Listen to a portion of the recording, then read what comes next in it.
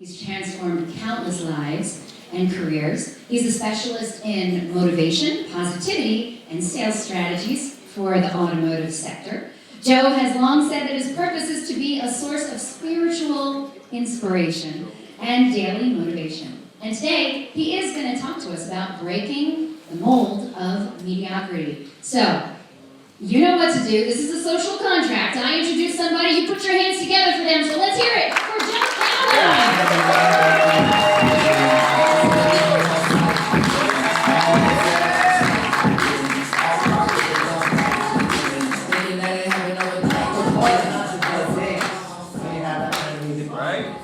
So thank you so much.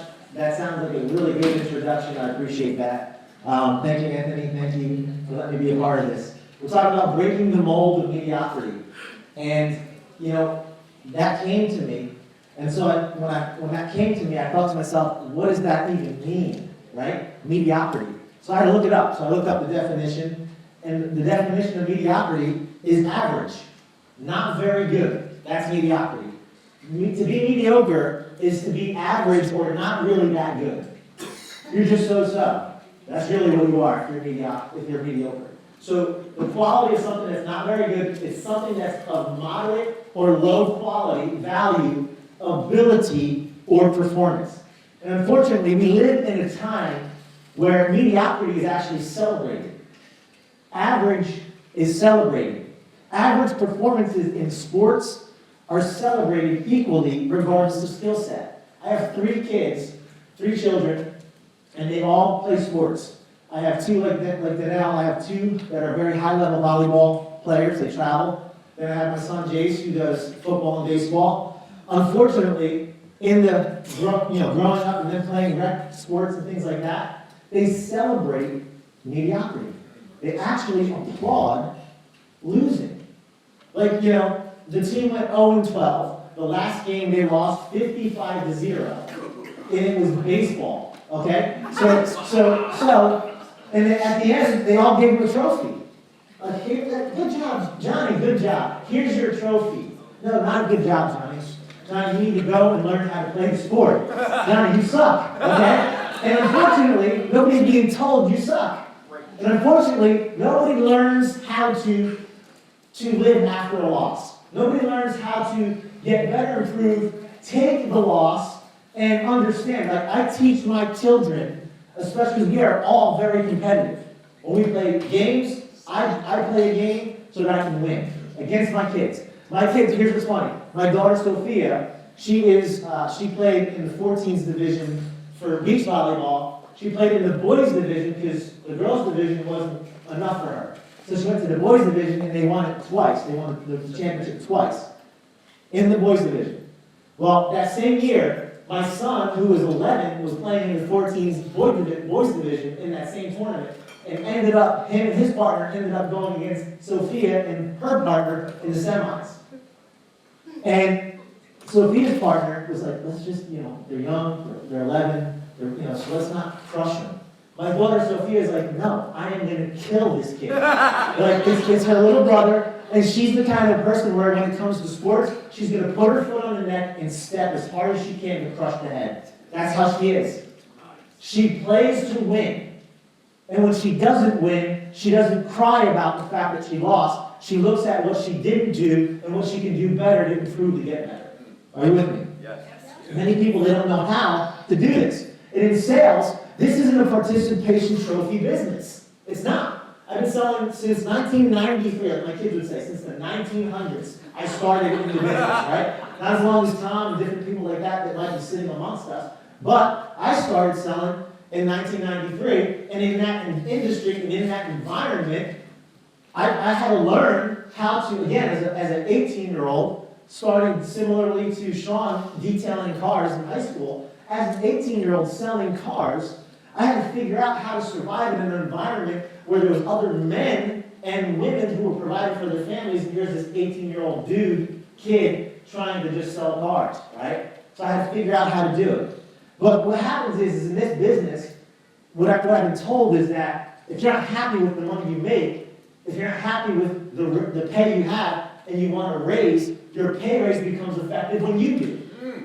Are you with me? Yes. It's not about Why? I can't get enough because so-and-so, and they point fingers and you look at them and that's the reason why. And maybe it's because I haven't been in the business as long and I don't care about any of that stuff. In this business, they don't care about any of that stuff.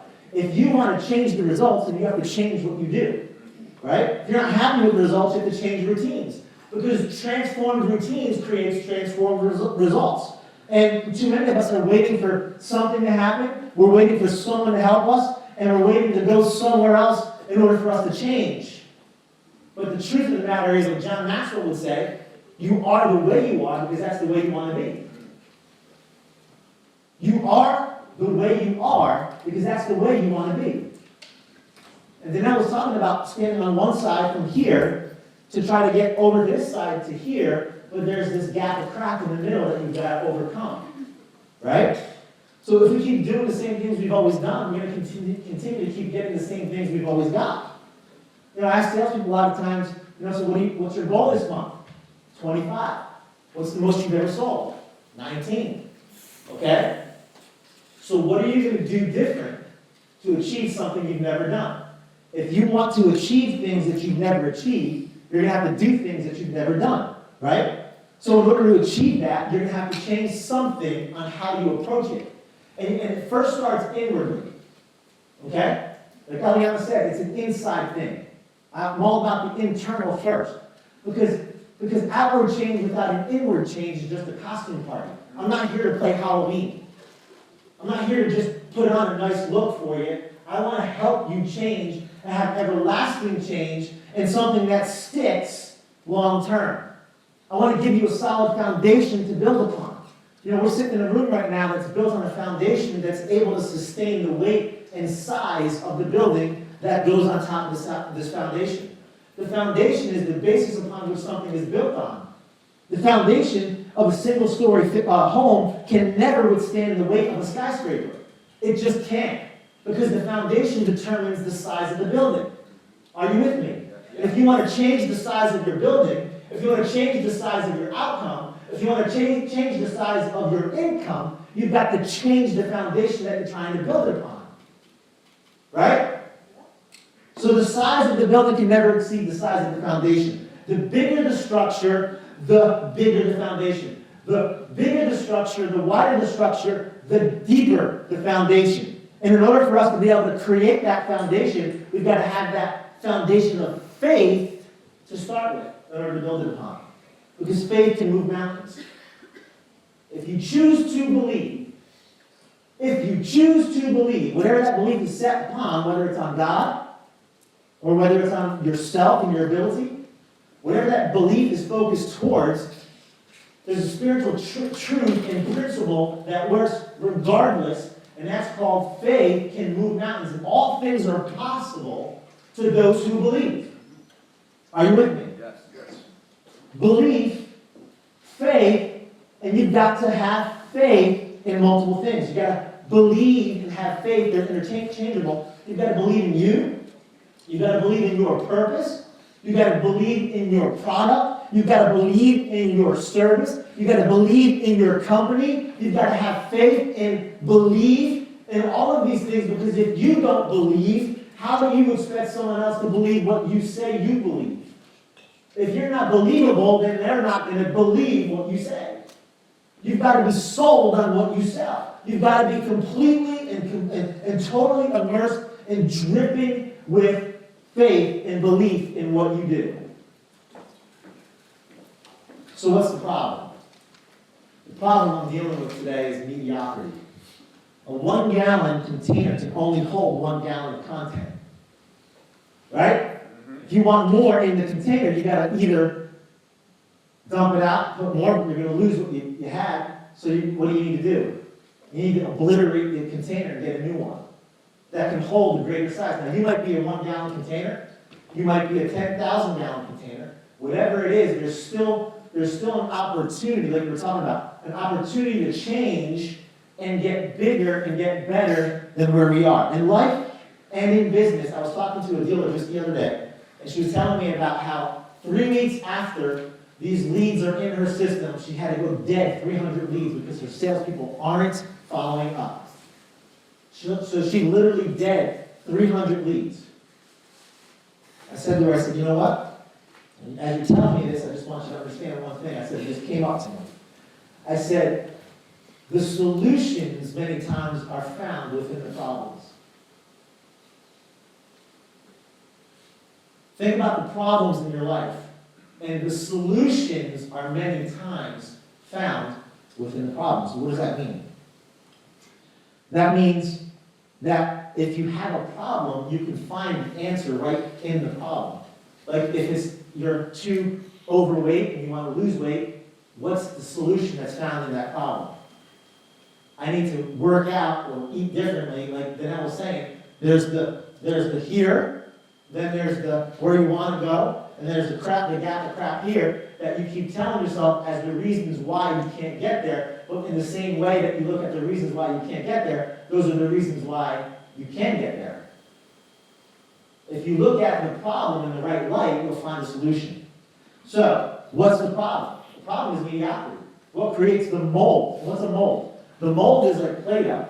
If you were to get like Play-Doh and you take it and you have like the little things that you put in there, and there's a mold that's got all those different shapes, and you put the Play-Doh in, and you squeeze it and push it down, and you take it out, and then the mold creates the product. So the mold is internal. The product of your life is based off of the mold that you've allowed to shape the things that you have in your life. Are you with me?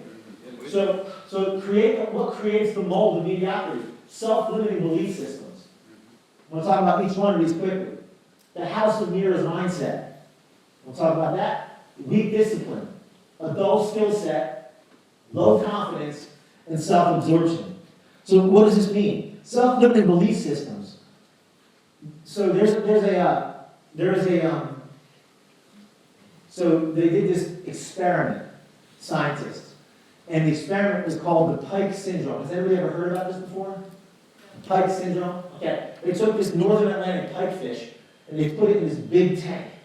It's a predator fish, and as they put this fish in the tank, then they poured guppies into the tank, and what do you think this pikefish did?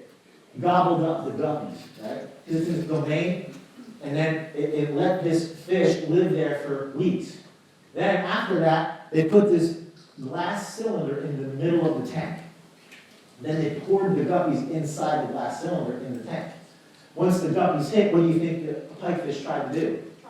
Tried to eat them. Well, it couldn't though. Why? Because there was a barrier now, an invisible to the pikefish barrier that got in the way. And every time it tried to hit the fish, boom, it hit the invisible barrier. So it tried from a different angle, boom, it hit that invisible barrier from top to bottom. For so long to the point where its snout was bloody and it was floating sideways multiple times to the point where it just lay at the bottom of the tank exhausted, beat up, and not able due to the failed attempt after attempt after attempt after attempt. It created an invisible barrier based off of the true invisible barrier that it kept hitting, that it cannot eat these fish. So what happened then? Then the scientists took the cylinder out of the tank. Now the guppies were swimming amongst the fish. And what do you think would happen then? He tried to eat them again, right? Well, he didn't. As a matter of fact, the guppies just swam around. I mean, like literally past the mouth multiple times. And that pikefish died of starvation. You're all like, this is the most depressing story in the world. Like, what is this going to do with all that? Right? What an idiot. Okay. So, what's the point? The point is that many times we are just like that pikefish. We fail over and over and over again. We've tried. We've hit that invisible barrier. Boom. And we only go so far. And we have these limiting belief systems. I'm not good enough. Why? Because every time I try, I fail. I can only go here. Some of y'all are hitting that wall that sometimes that you can hit, and you get that level of success to where it's here, and then you're done, because then the cruise control sets in because you've got that. Right? You've not allowed yourself to break through that point by the things that are necessary to get you through that point. But you get those limiting belief systems. I'm not good enough. I can't beat him. I can't beat her. I can't win the board. I don't have enough time. I'm not smart enough. I don't have enough experience. I'll never be, fill in the blank. I don't have enough money. I'll never be one of the best. I'm not talented enough. I'll never be a great leader. But the truth is you will be what you believe you'll be. See, faith without works is dead, being alone. If you just do faith and say, oh yeah, I believe that, but don't do any corresponding actions to that, you lie to yourself to the point where you believe that you will not do what you say you're going to do, even though you say you're going to do it. That's why it's so important to make yourself do the things. I love how Danelle made you, said to you, if you want to do it now. Or you can still sit in that gap of crap all day long. Take action swiftly, right? You've been created to live a life of unique greatness and purpose. I'm here to tell you that you matter far too much to God and to others to not matter enough to yourself to go and live a life of unique greatness and purpose. She said it before, Danelle. She talked about your underachievements hurt others. If you think it's just about you, you're wrong. The stuff you learn isn't only for you. Sometimes it's for you to give to someone else. I have things in me that I don't even realize are in me sometimes, and they come out. And I'm like, wow, that's for that person. Years ago, it was deposited within me so I can meet you today and give it to you and help you in the place that you're at. If you choose to believe this, the Bible says, my God is able to do exceeding abundantly above all that you ask or think, according to the power that works in you. There's something in you, in every single one of you, that God has deposited for you to be able to pour out. He fills you up so you can pour it out among others. But it's up to you if you want to believe that that power exists within there. So you've got to annihilate and destroy those limiting belief systems. Secondly, you've got to go ahead and get past the house of mirrors mindset. Has anyone ever been to the fun house before? Right? So I've gone to the fun house multiple times, and going to the fun house, they have these house of mirrors. And they got these different mirrors that are wavy, and you stand in front of the mirrors, and some mirrors like make your torso go like all the way down here, and you got like really short legs, and you're like, oh, this is so cool. Other ones, you stand in front of it, and it makes you look really jacked and muscular. Other ones, you stand in front of it, and it makes you look all wavy. Well, too many times we're allowing the images that we believe based off of the mindset that we have to tell us what we look like when that's not really who and what we look like. We're looking at the wrong image.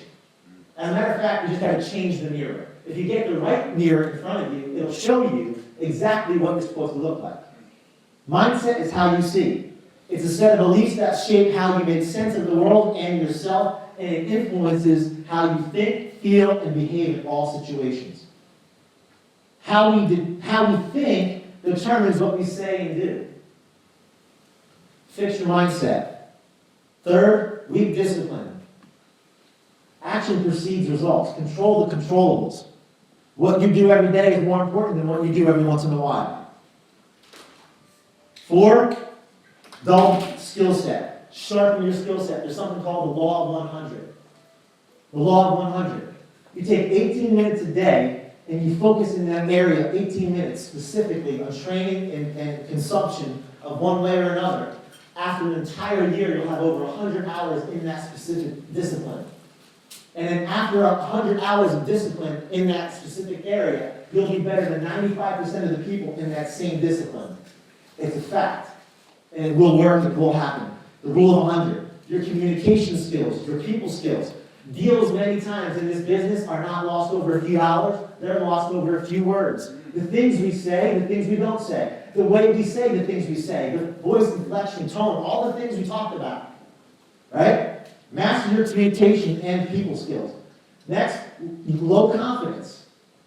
Low confidence. What is low confidence? Low confidence means that you're not confident because you don't have enough knowledge yet. Knowledge creates confidence. There's a scripture verse that says, my people are cut off because of a lack of knowledge. You cut yourself off from things because you lack knowledge. Day one, are you a lot more confident now than as opposed to when you started day one? Yes. Get yourself to a place where you create that confidence and that you also have discipline to get there. Discipline is the bridge that brings you from here to there. Discipline is doing things that you don't want to do when you don't want to do them. Anybody ever been to the gym and they didn't want to? Yes. Why? Because you know that at the other side of it is a result better than what we're looking at now. Right? Lastly, self-absorbed. Many times we become self-absorbed. You need to learn to be selfless and not selfish.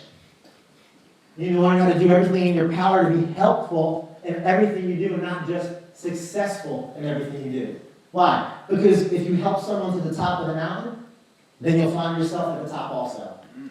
It's more than just what you want for you. There's something that you have to do with contribution. What you give makes a huge difference. And I trust that after today, every mold, whatever size that mold was, has been shattered and removed to make room for growth in you to want to achieve more than you've ever achieved so that you can be more than you've ever been before. I love you all. Love you too. God bless you.